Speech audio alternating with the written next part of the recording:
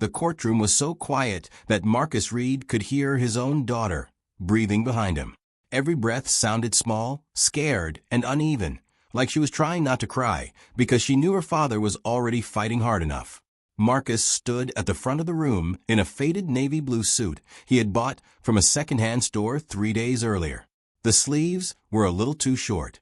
The shoes on his feet had been polished until they shined, but no amount of polish could hide the cracks near the soles. Across from him sat Victor Langford, the millionaire CEO of Langford Industries, wearing a charcoal suit that probably cost more than Marcus made in 2 months. Victor leaned back in his chair like the courtroom belonged to him. His lawyers surrounded him with thick folders, expensive watches, and faces that showed no worry at all. Then Marcus tried to speak. His voice was calm, but tired. He said, "Your Honor, I never stole anything from that company. I only reported what I found." And that was when Victor Langford laughed. Not a small laugh, not a quiet laugh. A cruel, open laugh that rolled across the courtroom like an insult. People turned their heads. Marcus froze. His daughter Lily gripped the edge of the wooden bench behind him. Victor shook his head and said, loud enough for everyone to hear, "Your Honor, this man cleaned our floors. Now he wants this court to believe he uncovered a corporate conspiracy." A few people gasped. Marcus lowered his eyes, not because he was guilty, but because humiliation has a way of pressing down on even the strongest man. Then Victor looked toward Lily and added, maybe if he spent more time teaching his child responsibility, he wouldn't be standing here pretending to be a victim. That was the moment the judge removed his glasses. Slowly, deliberately, the entire courtroom went still. Judge Samuel Whitaker stood from the bench, his face hard with something deeper than anger. And when he finally spoke, even Victor Langford stopped smiling. If you believe everyone deserves respect no matter their race, money, or status, like this video, subscribe to the channel, and comment your city below so we know where you're watching from. But to understand why that moment shook everyone in the courtroom, you have to understand who Marcus Reed was before the world tried to turn him into a criminal. Marcus was not a rich man. He was not powerful. He did not have friends in high places, and no newspaper had ever written a glowing article about him. He was a 36-year-old single father living in a small apartment on the east side of town with his 8-year-old daughter, Lily. His wife, Angela, had passed away 3 years earlier after a sudden illness that drained their savings, broke his heart, and left him with a little girl who still sometimes woke up in the middle of the night asking if Mommy could hear her prayers. Since then, Marcus had done everything he could to keep their lives from falling apart. He worked early mornings as a delivery driver, carrying packages up apartment stairs before most people had poured their first cup of coffee. At night, he cleaned office buildings, emptying trash cans, mopping floors, wiping glass doors, and making sure the places where wealthy people made decisions looked spotless by morning. Marcus never complained in front of Lily. When his back hurt, he smiled. When bills stacked up on the kitchen counter, he turned them face down and helped Lily with her spelling words. When dinner was just rice, beans, and the last 2 pieces of chicken, he told her it was his favorite meal. Every morning before school, he braided her hair as carefully as he could, though the parts were never as perfect as Angela used to make them. Lily would sit between his knees with a book in her lap, reading aloud while Marcus tried to make her look presentable for the world. He always told her the same things. Tell the truth, even when your voice shakes. Keep your head high, even when people want you to look down.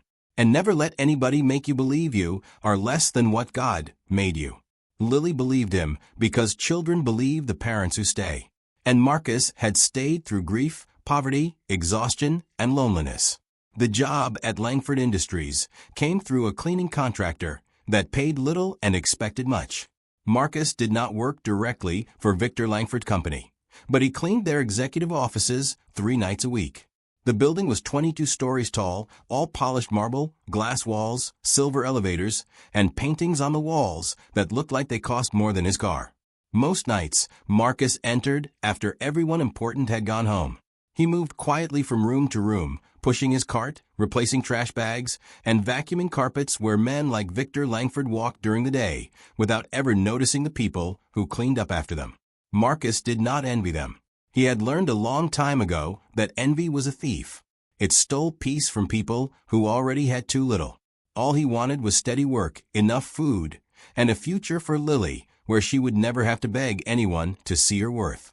Everything changed on a rainy Thursday night. Marcus remembered the rain because his socks were still damp when he reached the executive conference room on the 21st floor. The room had a long black table, 12 leather chairs, and a view of a city that made the streets below look like lines of light. Usually, that room was spotless.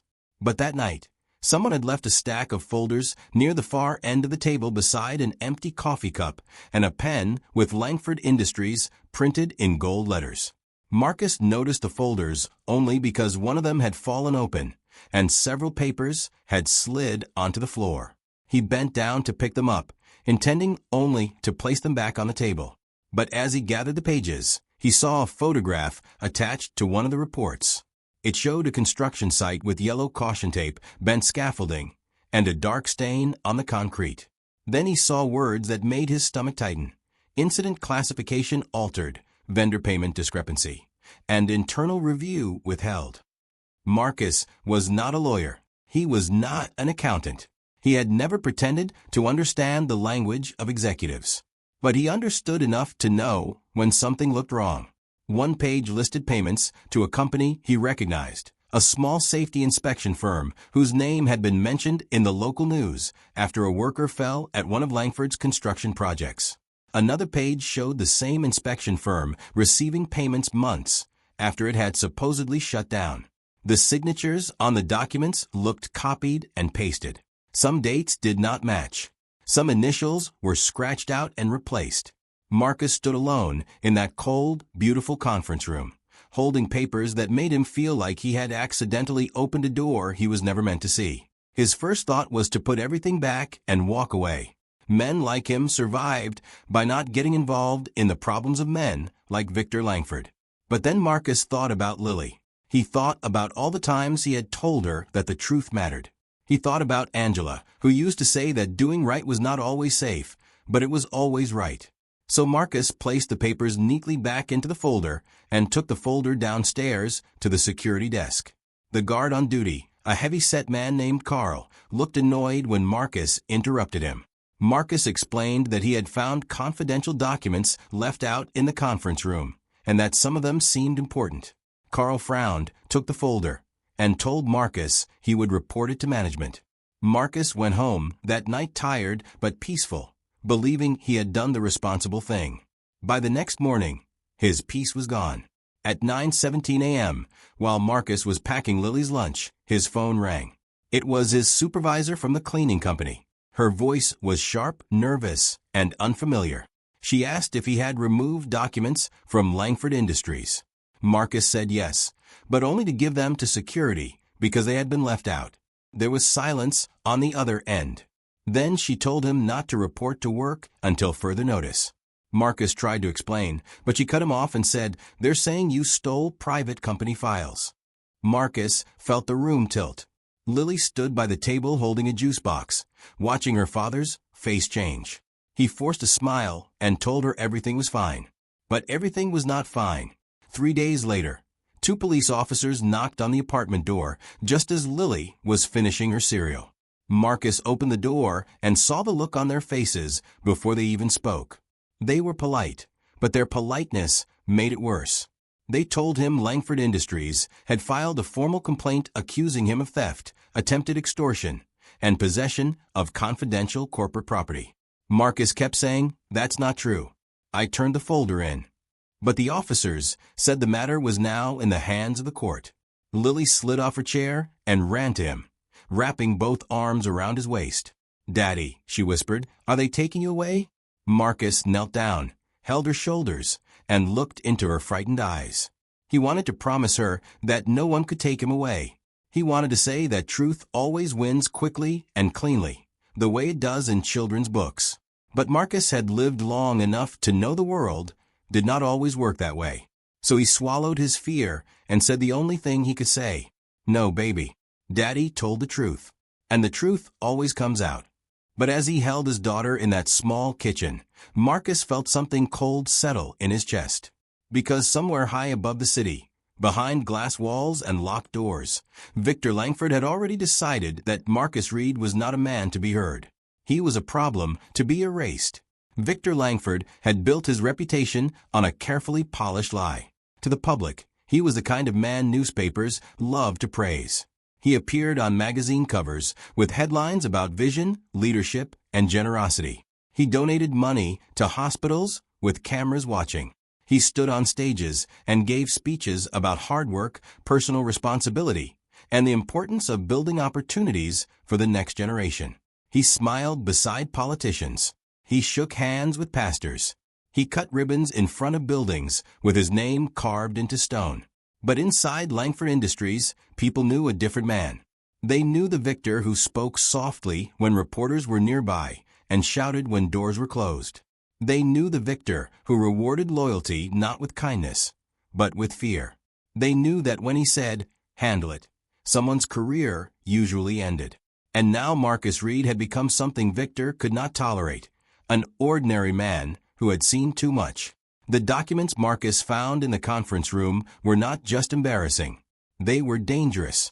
For months, Langford Industries had been quietly dealing with the aftermath of a construction accident at one of its development sites. A worker had fallen from a scaffold after safety inspections were ignored, and although the company publicly blamed a subcontractor, the internal documents told a different story. They showed that executives had delayed repairs, altered inspection reports, and continued using unsafe equipment to save money before a major investor meeting. Money had been moved through fake vendors. Signatures had been copied. Dates had been changed. People who asked questions had been transferred, fired, or pressured into silence. And if those papers ever reached the wrong hands, Victor Langford's image as a respected businessman would collapse overnight. That was why Marcus had to be made into the villain. Victor did not know Marcus personally. He had probably passed him in the building without looking at his face. To Victor, Marcus was not a father, not a widower, not a man working 2 jobs to keep his daughter safe. Marcus was a janitor, a replaceable name on a cleaning schedule, someone people like Victor expected to stay invisible. So when Victor heard that a night cleaner had found the wrong folder and handed it to security, he did not ask whether Marcus had done the right thing. He asked who had allowed someone like Marcus close enough to matter. Then he called his legal team into a private meeting before sunrise. By noon, the story had been rewritten. According to Langford Industries, Marcus had not discovered anything by accident. He had entered a restricted conference room without permission. He had taken confidential documents. He had attempted to use them to blackmail the company. He had demanded money to keep quiet. And when the company refused, he had threatened to expose false claims to the media. It was a complete lie, but it was a lie built by people who understood how power worked. They knew that if they made Marcus look desperate enough, angry enough, and poor enough, many people would believe it before he even opened his mouth. They knew the world often asks the powerless to prove their innocence, while letting the powerful assume their own. Marcus was assigned a public defender named Elena Brooks. She was young, sharp-eyed, and exhausted in the way only overworked public defenders can be. Her desk was covered in case files, half-finished notes, and coffee cups that had gone cold hours earlier. When Marcus first met her, she looked at him longer than most people did, not suspiciously, but carefully, as if she was trying to decide whether he was hiding something or simply carrying too much pain. Marcus told her everything from the beginning. He told her about the rainy night, the fallen papers, the security guard, the phone call, and the police at his apartment. He spoke plainly, without dramatic gestures or rehearsed outrage. When he finished, Elena leaned back and tapped her pen against a file. "I believe you," she said. For the first time in days, Marcus felt his shoulders loosen. "But believing you is not the same as proving it," she added. The words landed hard. Marcus looked down at his hands. They were rough from work, the skin dry and cracked near the knuckles. "I gave the folder to security," he said. "There should be cameras." Elena nodded. "There should be. But according to the company, the cameras in that hallway were temporarily down for maintenance." Marcus looked up slowly. "That's convenient." "It gets worse," Elena said. She opened the folder in front of her and pulled out a printed statement. The security guard you said you gave the folder to no longer works there. Langford says he resigned. We have not been able to reach him. Marcus felt the cold feeling return to his chest. Carl wouldn't lie. I'm not saying he would, Elena replied. I'm saying powerful people are very good at making witnesses disappear without ever touching them. Marcus sat there silently, trying to understand how quickly a life could be turned upside down. 1 week earlier, he was worried about rent, groceries, and whether Lily needed new shoes before the school concert. Now he was being accused by a corporation with enough money to bury him in paperwork until he could no longer breathe. He thought about Lily sitting outside in the waiting area with her backpack on her lap, drawing flowers in the margins of old homework, because she did not understand why grown-ups kept whispering around her father. Elena softened her voice. Marcus, I need you to understand something. They are not treating this like a misunderstanding. They are treating you like a threat. I'm not a threat to anybody, Marcus said. To them you are, Elena answered. Because if you are telling the truth, then someone inside that company committed crimes. And people with that much to lose do not fight fair. Marcus looked toward the frosted glass door, where he could see Lily's small shadow moving in the hallway. What happens if I lose? Elena hesitated, and that hesitation told him more than her words could. You could face serious penalties. Depending on how they push it, there could be jail time. You could lose your job permanently. And if a court believes you are involved in criminal extortion, it could affect custody concerns if anyone raises questions about Lily's welfare. Marcus's face changed. The mention of his daughter cut deeper than anything else. They can't take my child because of a lie. Elena's eyes lowered. I'm going to do everything I can to make sure that doesn't happen. But Marcus heard what she did not say. She was one lawyer with too many cases and not enough time. Langford Industries had an entire legal team. They had investigators, private consultants, reputation managers, and people who knew exactly which pressure points to press. Marcus had truth. But truth, standing alone, looked painfully small inside a system built out of money. That night, Marcus tried to make the apartment feel normal for Lily. He cooked spaghetti, though he forgot to salt the water. He helped her read from a library book about planets. He laughed when she mispronounced Jupiter, even though his mind was somewhere else. Later, when he tucked her into bed, she held his wrist and asked, "Daddy, did you do something bad?" The question nearly broke him. Marcus sat on the edge of her bed and brushed a curl away from her forehead. "No, baby. I promise you I did not." "Then why are those people mad at you?" "Because sometimes," he said carefully, "people get mad when the truth makes them uncomfortable." Lily thought about that. Mommy used to say lies are heavy. Marcus smiled sadly. She did. And truth is light. That's right. Lily looked at him with the serious eyes of a child forced to understand too much too soon. "Then why do you look so tired if you're carrying the light one?" Marcus had no answer. He kissed her forehead and waited until she fell asleep before he allowed himself to sit alone at the kitchen table with his head in his hands. The apartment was quiet except for the hum of the refrigerator and the distant sound of traffic. For a moment, he missed Angela so badly that it felt physical, like a hand pressing against his ribs. She would have known what to say. She would have reminded him to breathe. She would have told him that fear was not a sin, only surrender was. Just after midnight, there was a soft scraping sound at the front door. Marcus lifted his head. At first, he thought he imagined it. Then he heard it again, a slow slide of paper against wood. He stood, walked carefully across the room, and opened the door. The hallway was empty, the overhead light flickering near the stairwell. On the floor sat a plain white envelope with no stamp, no name, and no return address. Marcus picked it up and closed the door behind him. Inside was a photograph. For a few seconds, he could not understand what he was looking at. Then his stomach dropped. It was Lily, walking home from school in her yellow jacket, holding the strap of her backpack. The photo had been taken from across the street. She had no idea she was being watched. Marcus turned the photograph over with trembling fingers. Written in black marker were 7 words. "Drop this case or your daughter pays." Marcus stood frozen in the middle of his living room. The fear he had been trying to control all week finally rose into his throat. This was no longer just about his name, his job, or even his freedom. They had brought Lily into it. They had reached into the only part of his life that still felt sacred and left a threat on his doorstep, like a warning from the devil himself. He walked to Lily's bedroom and opened the door just enough to see her sleeping under her faded pink blanket, one hand tucked beneath her cheek. She looked peaceful, innocent, completely unaware that powerful men had decided her father's truth was dangerous enough to punish. Marcus gripped the doorframe until his knuckles turned white. For one terrible moment, he considered giving up. He could tell Elena to drop it. He could apologize for something he had not done. He could disappear, move to another neighborhood, take whatever work he could find, and hope Victor Langford forgot his name. Pride was not worth Lily's safety. No courtroom victory mattered if his daughter got hurt.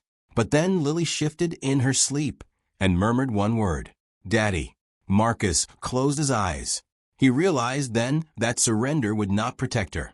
It would only teach her that cruel people win when good people get scared. And if he let Victor Langford destroy him with a lie, Lily would grow up knowing her father had been innocent. But believing innocence was not enough.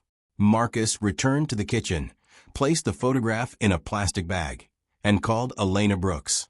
His voice was low, but steady. "They threatened my daughter," he said when she answered. Elena went silent. Then Marcus added, "And I'm done being afraid." The morning of the hearing arrived gray and heavy, as if the sky itself understood what Marcus Reed was walking into. He woke before his alarm, not because he had slept well, but because he had barely slept at all. For most of the night, he had sat at the kitchen table with the threatening photograph sealed in a plastic bag beside him, staring at it until anger and fear became almost impossible to separate. Elena had told him to bring it to court. She had also told him not to let Lily out of his sight. So when morning came, Marcus helped his daughter dress in her blue sweater, packed snacks into her backpack, and tied her shoes with hands that were steadier than he felt. Lily watched him carefully, the way children do when they know adults are pretending to be calm. "Are we going to see the judge today?" she asked. Marcus nodded. "Yes, baby." She hugged her backpack to her chest. "Is he going to be mean?" Marcus paused, then said, "I don't know. But we are going to tell the truth." The courthouse stood downtown between tall government buildings and busy streets filled with people who had no idea that Marcus felt as though he was carrying his whole life through those front doors. Security officers checked his pockets, searched Lily's backpack, and passed the photograph through a machine as if it were just another object. But to Marcus, that photograph was proof that the case was no longer about documents. It was about power. It was about a man with money trying to scare a father into silence.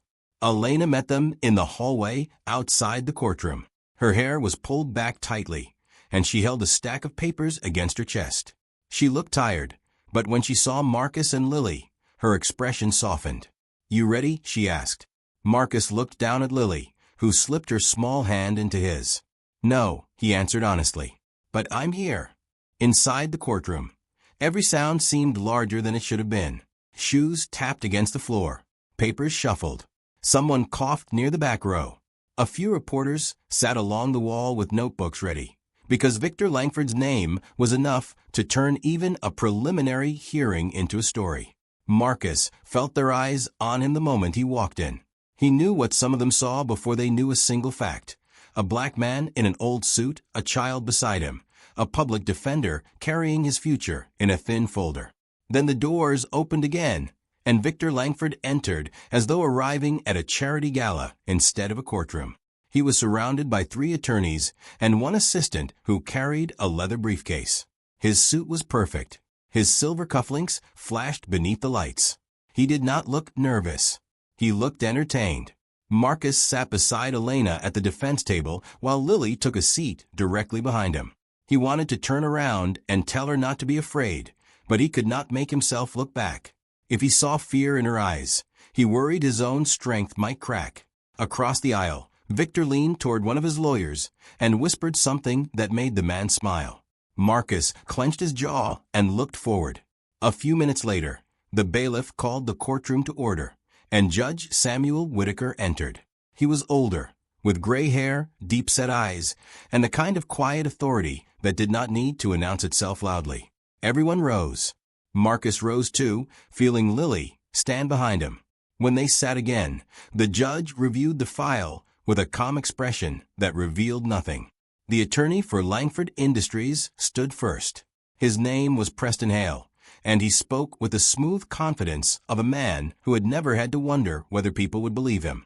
He told the court that Langford Industries had been the victim of a calculated attempt at theft and extortion. He described Marcus as an employee with access to sensitive areas after hours. He said Marcus had removed confidential documents and later attempted to use those documents for financial gain. He used words like breach, threat, scheme, and malicious intent. Each word felt like another stone placed on Marcus's chest. Elena objected twice when Hale twisted facts too far, but even her objections could not fully stop the picture he was painting. By the time he finished, Marcus sounded less like a father who had reported a misplaced folder and more like a criminal who had planned the whole thing. Then Elena stood. Her voice was not as polished as Hale's, but it carried something his did not: conviction. She told the judge that Marcus Reed had done exactly what any responsible worker should have done. He found company documents left unattended, turned them over to security, and went home. She explained that the security footage had mysteriously become unavailable, that the guard who received the folder had suddenly resigned, and that Marcus had been threatened after refusing to accept guilt for something he did not do. At that, she presented the photograph of Lily and the message written on the back. A murmur passed through the courtroom. Judge Whitaker's expression tightened slightly as he looked at the evidence. Across the aisle, Victor's face did not change, but one of his attorneys leaned close to whisper in his ear. Hale immediately dismissed the threat as a desperate attempt to gain sympathy. He suggested Marcus might have created the note himself to distract from his actions. Marcus turned toward him sharply, and Elena placed a hand on his arm beneath the table. "Do not," she whispered. Marcus forced himself to breathe. It took everything in him not to stand up and ask what kind of man would accuse a father of threatening his own child. But he knew anger would only be used against him. So he sat there, swallowing words that burned all the way down. Then Judge Whitaker asked Marcus to take the stand. The walk from the defense table to the witness chair felt longer than it was. Marcus raised his right hand, swore to tell the truth, and sat with his back straight, his hands folded in his lap. Elena began gently. She asked about his jobs, his daughter, his duties at Langford Industries, and what happened on the night he found the folder. Marcus answered clearly. He did not exaggerate. He did not try to sound important. He told the truth in plain language. He said he saw the papers on the floor, noticed they looked serious, gathered them, and gave them to the guard at the front desk. "Did you ask anyone for money?" Elena asked. "No," Marcus said. "Did you threaten to release documents to the media?" "No." "Did you steal anything from Langford Industries?" Marcus looked directly at the judge. "No, ma'am. I did not." For a moment, the courtroom seemed to soften. Even a few reporters stopped writing and simply watched him. Marcus could feel Lily behind him, and though he did not turn around, he hoped she could hear the steadiness in his voice. But then Preston Hale rose for cross-examination. His tone was polite at first, almost gentle, which somehow made it worse. He asked Marcus how much money he made. He asked whether he was behind on rent. He asked whether medical bills from his wife's illness had left him in debt. Elena objected, but Hale argued that financial pressure showed motive. Judge Whitaker allowed limited questioning, so Marcus had to sit there while his grief, his poverty, and his private struggles were laid out in front of strangers like evidence of bad character. Hale walked closer. "Mr. Reed, isn't it true that you were desperate?" Marcus stared at him. "I was working.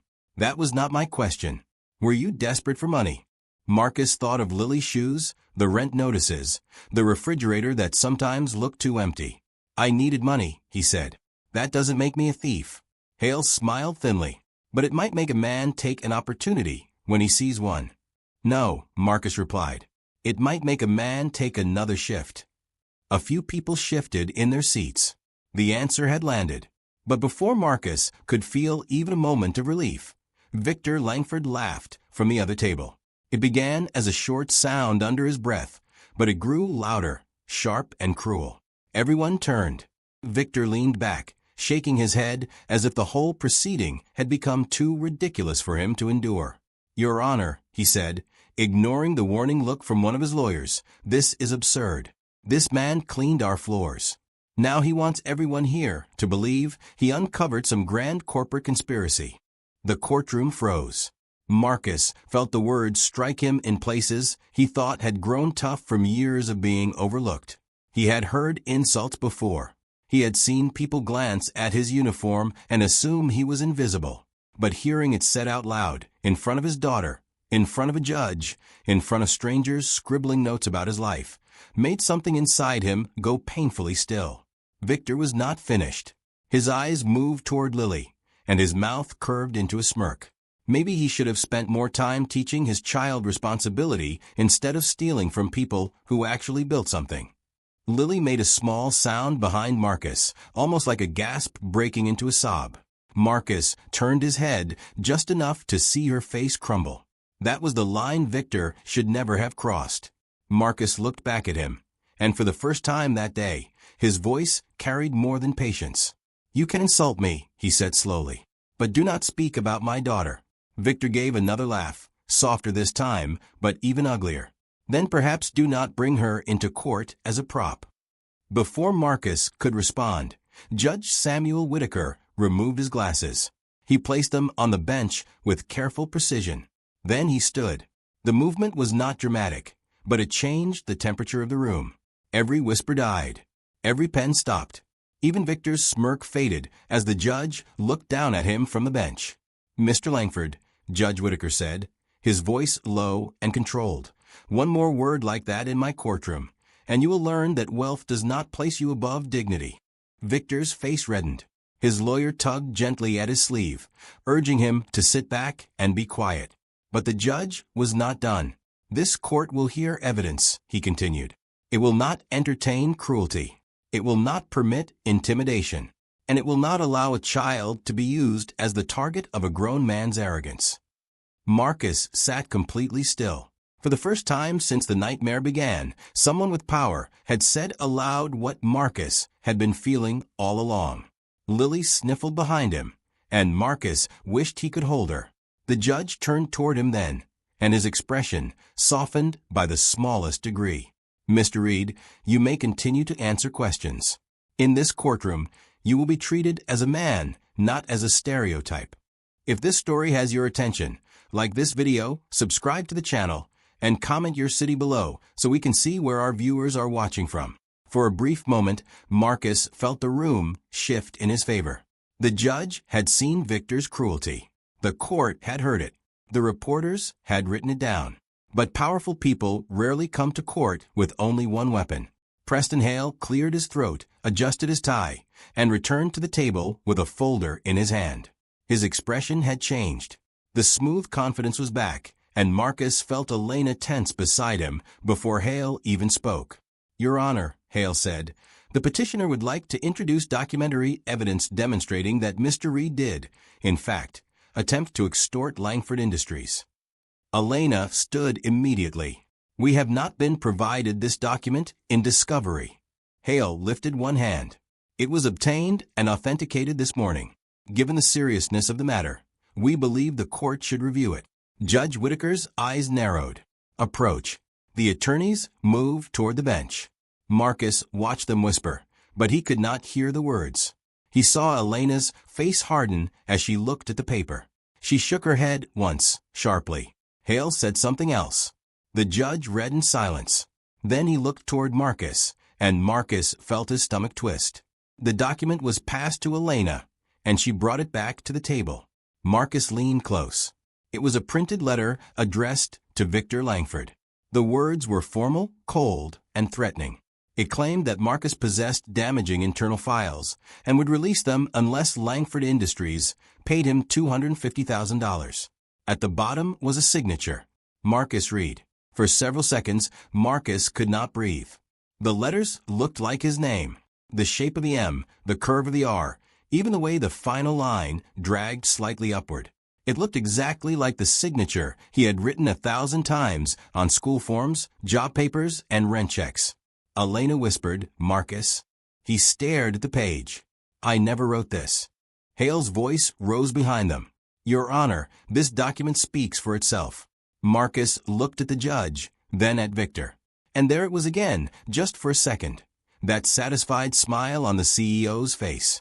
The smile of a man who believed he had already won. Marcus stared at the signature as if it were a stranger wearing his face. The paper sat on the table between him and Elena, perfectly flat, perfectly clean, perfectly false. Every word on it was designed to make him look like the kind of man Victor Langford wanted the world to believe he was: greedy, desperate, dishonest, dangerous. Marcus had signed his name many times in his life. He had signed hospital forms when Angela was sick. He had signed school permission slips for Lily. He had signed rental agreements, job applications, delivery receipts, and birthday cards. But he had never signed a threat. He had never asked Victor Langford for $1. And yet there it was in front of him, a lie dressed up in ink. Elena placed one hand over the document before Marcus could touch it again. Her voice was low. "Do not react. Look at me." Marcus's eyes were still fixed on the signature. "That's my name." "I know, but I didn't write it." "I believe you," she said. "But right now I need you to breathe." Across the courtroom, Preston Hale stood like a man who had just placed the final brick in a wall. "Your Honor, this letter clearly establishes motive and intent. Mr. Reed had possession of confidential company materials, and this demand proves he attempted to profit from them. Langford Industries was not persecuting an innocent employee. It was responding to blackmail." Elena rose so quickly her chair shifted behind her. "Your Honor, we strongly object. This document was not disclosed beforehand, and its authenticity has not been properly established. My client denies writing it, signing it, or sending it." Hale turned with a practiced expression of concern. "Of course he denies it. That is why evidence exists." Judge Whitaker looked at the letter again, his face unreadable. Then he looked at Marcus. "Mr. Reed, did you write this document?" Marcus stood, because sitting suddenly felt impossible. "No, Your Honor. I swear on my daughter's life, I did not write that." A heavy silence followed. The judge held Marcus's gaze for a long moment, as though weighing not just his words, but the pain behind them. Then he turned back to the attorneys. "This court will not make a determination on a newly introduced document without allowing the defense a reasonable opportunity to examine it. We will take a recess." The gavel struck. The sound should have brought relief, but Marcus felt only panic tightening around his ribs. Reporters began whispering. People stood. Victor Langford remained seated for a moment longer, smiling faintly, as if the recess were merely a delay in a victory already guaranteed. Lily hurried to her father the moment the bailiff allowed movement. She wrapped her arms around him, and Marcus bent down, holding her with one hand while the other still trembled. "Daddy," she whispered, "why did they write your name?" Marcus closed his eyes. "Because they're trying to make people believe something that isn't true." "But judges know when people lie, right?" Marcus wanted to say yes. He wanted to give her that comfort. Instead, he kissed the top of her head and said, "Good judges, listen carefully." Elena led them into a small side room reserved for attorney conferences. The room had no windows, only a square table for chairs and a buzzing fluorescent light overhead. The moment the door closed, Marcus began pacing. "They copied my signature. They had to. Maybe from my employee file. Maybe from one of the forms I signed when I started. How do we prove that?" Elena laid the paper on the table and studied it closely. "First, we don't panic. I'm past panic. I know. But panic helps them, not us." Marcus stopped pacing and pressed both hands against the back of a chair.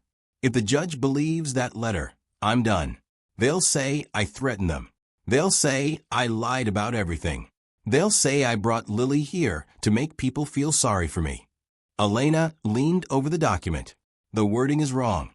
Marcus looked up. "What?" "The wording. Listen to this." She read aloud.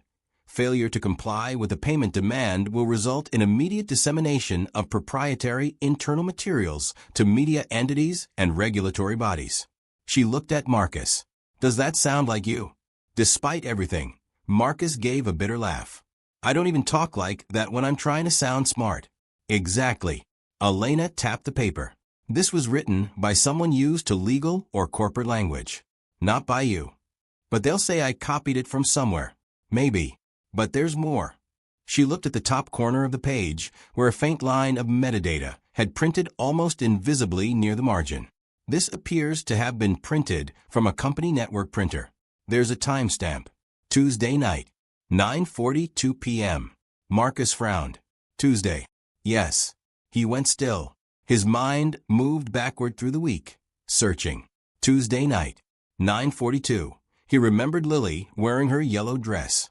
He remembered folding metal chairs. He remembered a school auditorium full of parents raising phones in the air. I wasn't anywhere near Langford on Tuesday night. Elena looked at him sharply. Where were you? At Lily's school play. Lily lifted her head. The moon play. Marcus nodded quickly. Her class did a play about the solar system.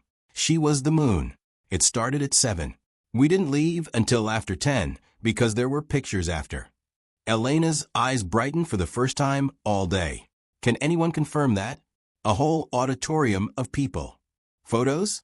Videos? Marcus looked at Lily. Baby, do you still have the program? Lily immediately pulled her backpack onto the chair and began digging through it with the serious determination of a child given an important mission. Out came crayons, a library book, a half-eaten granola bar, 2 pencils, and finally a folded paper program decorated with stars. She handed it to Marcus. I kept it because Mrs. Alvarez wrote my name with a glitter pen. Elena took the program and unfolded it. On the back, someone had taped a small printed photo. Lily stood on the school stage wearing a silver paper crown, smiling shyly. In the lower corner, Marcus was visible in the front row, clapping with both hands. There was a timestamp printed beneath the image, Tuesday, 9:39 p.m. Marcus stared at the picture as if it were a rope thrown into deep water. Elena exhaled. This helps.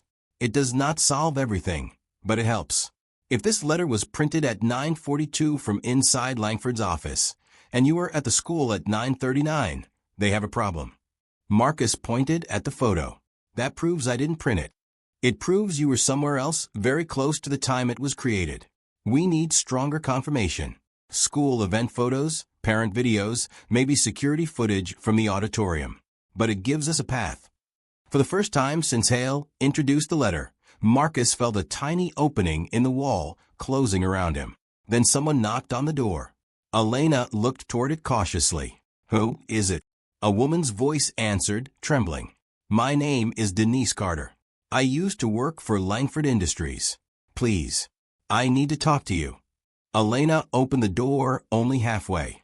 Standing in the hallway was a woman in her late 40s with tired eyes, a beige coat clutched tightly around her, and the nervous posture of someone who had almost turned back many times before reaching the door. She looked past Elena at Marcus, then at Lily, and her face filled with guilt. I'm sorry, she said. Marcus did not move. For what? Denise stepped inside when Elena allowed her. Her hands were shaking. Because I knew. I knew what they were doing, and I stayed quiet. The room seemed to shrink around them. Elena closed the door. Ms. Carter, if you have information about this case, you need to be very clear. Denise nodded, swallowing hard. I worked in accounting at Langford for 11 years. After the construction accident, I saw payments being moved through inactive vendors. I saw reports changed. I saw signatures copied from personnel files. Her eyes flicked toward the document on the table. That letter was not written by Mr. Reed. Marcus felt his pulse jump. How do you know? Because I saw a draft of it yesterday. On Daniel Price's computer. He's one of Victor's internal compliance officers, though all he really does is clean up messes before regulators find them. They were arguing about whether the signature looked convincing. Elena stepped closer. Can you testify to that? Denise looked terrified. I don't know. Ms. Carter, can you testify? Denise rubbed her hands together. You don't understand what Victor does to people. I tried to ask questions after the accident. 2 weeks later, I was accused of leaking internal data. They fired me. Then they called every company where I applied. Suddenly, no one would hire me. My husband's insurance was through my job. We lost it. I have a son in college. I cannot afford to be dragged into this. Marcus listened to her, and for a moment his anger softened. Denise was not powerful. She was another person Victor had frightened into silence. Another life bent under the weight of a man who believed money gave him permission to break people. I understand fear, Marcus said quietly. Denise looked at him. He glanced at Lily, who stood beside him holding the school program to her chest. Every day since this started, I've been afraid. Afraid they'll take my job. Afraid they'll take my freedom. Afraid my daughter will look at me and wonder if the world wins when people lie loud enough. His voice thickened, but he did not look away. But she is watching me, and I cannot teach her courage if I don't show it. Denise's eyes filled with tears. Marcus continued, I'm not asking you to save me because I deserve more than anyone else. I'm asking you to tell the truth because people like Victor only keep winning when everybody he hurts believes they are alone. Denise covered her mouth with one hand. For several seconds, she said nothing. Then she reached into her purse and pulled out a small flash drive. Elena stared at it. What is that? Denise's voice dropped almost to a whisper. Proof. Marcus's breath caught. I recorded a meeting, Denise said. Months ago, after the accident. I was scared, so I left my phone recording in my purse. Victor talked about altering the reports. He talked about blaming contractors. And yesterday, Daniel called me because he thought I might still have access to an old accounting archive. I recorded that too. Victor was in the room. He said Mr. Reed had to be destroyed before he talked. The words hung there, electric and dangerous. Elena took the flash drive carefully, as if it might shatter. Why didn't you bring this forward sooner? Denise looked ashamed. Because I was scared. Because I thought if I stayed quiet, he would leave me alone. But then I saw that little girl in the courtroom. I heard him talk about her like she was nothing. And I remember my own son asking me why I stopped fighting after Langford fired me. She wiped her eyes. I cannot be quiet anymore. When the recess ended, they returned to the courtroom with a different kind of silence around them. Marcus still felt afraid, but now his fear had company. Hope. Fragile, dangerous hope. Victor glanced toward Denise when she entered behind Elena, and for the first time that day, something like alarm crossed his face. It disappeared quickly, replaced by cold calculation, but Marcus saw it. Elena saw it too. Judge Whitaker resumed the hearing and asked whether the defense had anything to present regarding the newly introduced letter. Elena rose and requested permission to call Denise Carter as a witness. Preston Hale objected immediately, arguing surprise, relevance, and prejudice. Judge Whitaker listened, then allowed limited testimony, his gaze fixed sharply on Victor's table. Denise walked to the witness stand like every step cost her something. She swore to tell the truth. At first, her voice shook, but as Elena asked questions, it grew steadier. She explained her former role at Langford Industries. She described the altered reports, the false vendor payments, and the pressure placed on employees who refused to cooperate. Then Elena showed her the supposed extortion letter. Denise looked at it and said clearly, Marcus Reed did not create this. That document was prepared inside Langford Industries. A wave of whispers moved through the room. Hale stood for cross-examination with a face like polished stone. He attacked her immediately. He called her a disgruntled former employee. He reminded the court she had been terminated. He suggested she was bitter, unstable, and seeking revenge. Denise gripped the sides of the witness chair, but she did not retreat. You have no proof of these accusations, do you? Hale asked. Denise looked toward Marcus, then toward Lily. Finally, she looked at the judge. Judge Whitaker leaned forward slightly. Ms. Carter, he said, do you have proof? Denise reached into her coat pocket and lifted the flash drive. Yes, Your Honor, she said. I recorded him. The courtroom changed the moment Denise Carter lifted that flash drive. It was as if every person in the room understood that they were no longer watching a simple hearing about a janitor accused of stealing papers. They were watching a powerful man's carefully built wall begin to crack.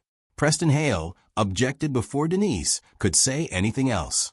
He called the recording improper, prejudicial, unreliable, and desperate. But Judge Whitaker raised one hand, and Hale stopped mid-sentence. "This court will determine what is reliable," the judge said, "not Langford Industries." A bailiff took the flash drive and handed it to the court clerk. For a few moments, there was only the sound of clicking keys and quiet movement near the judge's bench. Marcus sat perfectly still, one hand resting over Lily's small fingers. Lily did not fully understand what was happening, but she knew enough to hold on tightly. Across the room, Victor Langford leaned toward his attorneys, whispering fast now, his calm arrogance finally breaking apart. Then the recording began. At first, there was static, then voices. A man asked what they should do about the files Marcus had found. Another voice answered, colder and clearer than any accusation in the room. Victor Langford. "I don't care if the janitor has a kid," Victor said on the recording. "Destroy him before he talks." The courtroom froze. Marcus felt Lily's hand tighten inside his. His chest burned, not with surprise, but with the terrible confirmation that everything he feared was true. The recording continued. Victor's voice filled the room again. "People like him don't win against people like me. Make the letter convincing. Use his employee file if you have to. By the time he proves anything, his life will already be over." A woman in the back row gasped. One of the reporters dropped his pen. Preston Hale's face had gone pale. Victor sat motionless, his jaw clenched, his eyes fixed on the table in front of him. Judge Whitaker did not speak immediately. He let the silence stretch until it became heavier than the recording itself. Then he removed his glasses, placed them on the bench, and stood. This time, no one needed to wonder why. His expression carried the full weight of a man who had seen injustice try to dress itself as law. "Mr. Langford," the judge said, his voice low but powerful, "you walked into this courtroom believing your money could purchase humiliation, fear, and silence. You believed this man's poverty made him disposable. You believed his job made him invisible. You believed his daughter's tears were simply collateral damage." Victor opened his mouth. "Your Honor, that recording is taken out of." "Sit down." The word struck like thunder. Victor slowly lowered himself back into his chair. Judge Whitaker turned toward Marcus. "Mr. Reed, this court owes you something that should never have been taken from you. Your dignity. The claims presented against you are dismissed pending further investigation, and this court is referring the evidence heard today to the district attorney's office immediately." Marcus closed his eyes. For weeks, he had held himself together because Lily needed him to. But now the strength drained out of him all at once. He bowed his head, and tears fell onto the table. Lily climbed into his arms, crying too, but these were different tears. Not fear, relief. "I told the truth, Daddy," she whispered. Marcus held her close. "Yes, baby. And today, somebody finally listened." But the judge was not finished. He ordered protection for Marcus, Lily, and Denise. He ordered the supposed extortion letter preserved for forensic review. He warned Langford's attorneys that if they knowingly presented false evidence, consequences would follow. Victor Langford, who had entered the courtroom like a king, now sat surrounded by lawyers who could no longer protect him from the truth. As people began to leave, Judge Whitaker asked Marcus to remain. The courtroom emptied slowly until only a few remained. Then the judge stepped down from the bench and approached him, not as a distant authority, but as a man. "My father was once falsely accused by a powerful employer," Judge Whitaker said quietly. "He lost his job, his name, and almost his family because no one cared enough to listen. I became a judge because I promised myself that if the truth ever stood alone in my courtroom, I would stand with it." Marcus could barely speak. "Thank you, Your Honor." The judge nodded. "No, thank you for not surrendering." Months later, Victor Langford's empire began to collapse. Investigators uncovered altered reports, fake payments, and years of intimidation. Denise received protection and finally found work again. Marcus was fully cleared, compensated for what had been done to him, and offered more money than he had ever seen in his life. But the first thing he did was move Lily into a safer apartment and start a college fund in Angela's name. One evening, Marcus stood outside the courthouse with Lily beside him. She looked up and asked, "Daddy, are bad people always punished?" Marcus thought for a moment. "Not always right away," he said. "But truth has a way of finding a voice." Lily smiled. "Like Judge Whittaker." Marcus squeezed her hand. "And like you. And like anyone brave enough to speak when silence would be easier." From that day forward, Marcus never let Lily forget what happened in that courtroom. Not because he wanted her to remember the cruelty, but because he wanted her to remember the courage. The world may judge people by their clothes, their skin, their job, or their bank account. But none of those things decide a person's worth. Sometimes the loudest person in the room has money, but the strongest person in the room has truth. And when truth finally stands up, even the powerful have to sit down. If you believe Marcus deserved justice, like this video, subscribe to the channel, and comment your city below so we know where you're watching from.